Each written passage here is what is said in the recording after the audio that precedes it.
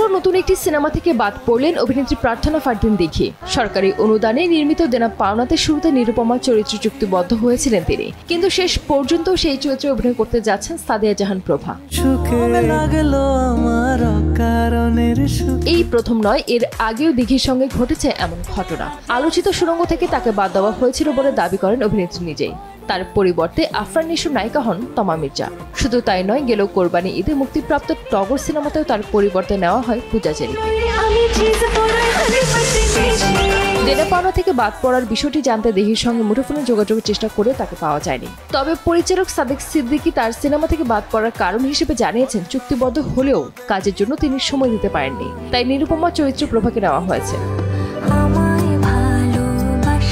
তবে দর্শকদের মনে প্রশ্ন, এটাই কি একমাত্র কারণ নাকি অন্য কোনো বিষয় আছে? কারণ টগর সিনেমার পরিচালক আলোক হাসান দিঘির বিরুদ্ধে অসহযোগিতামূলক আচরণ এবং অপেশাদারিত্বের অভিযোগ তুলেছিলেন। সুড়ঙ্গ থেকে বাদ পড়ার সময়ও দিঘি অপেশাদার বলে অভিযোগ আনেন পরিচালক রায়হান রাফি।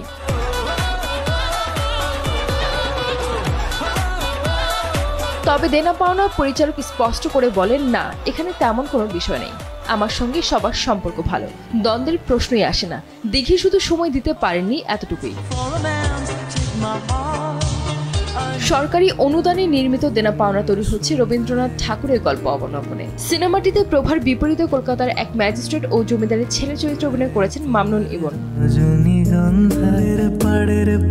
সঞ্জিত আক্তার, দেশ টিভি।